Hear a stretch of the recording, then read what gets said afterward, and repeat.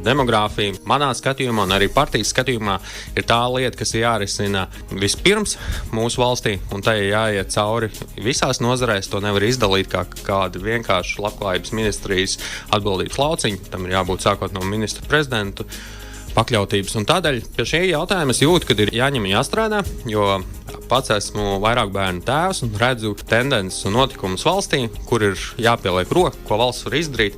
Un eju, lieku savu artevu, lai ir pienesums un mēs uzlabotu apstākļus. Un jums ir konkrēts plāns, priekšlikums, kā to darīt valsts līmenī?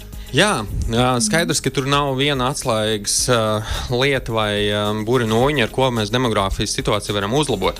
Un mēs jau kopumā varētu pie demogrāfijas saprast, labi, lai mums dzimst tikai 10 000 bērni un paliksim par mazāku populāciju ar 1,5 miljoniem iedzīvotāju un dzīvosim laimīgi, jo arī Islandē ir tikai pārsimt tūkstoši iedzīvotāji, un vai viņi ir nelaimīgi, viņi jau dzīvo.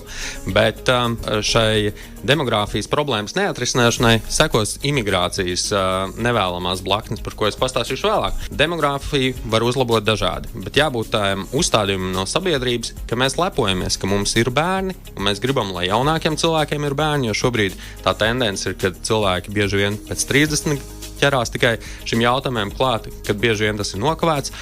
Un, kad mēs ieraugam sabiedrībā jaunus vecākus, tur ap gadiem 25, tad mums jau ir tā kā sašutums, bet mums vajadzētu veidot to sistēmu solīt pa solītim tādu, lai jauni cilvēki pabeidzot skolas, izglītības iestādes sāk strādāt, un viņiem ir skaidrs ceļš,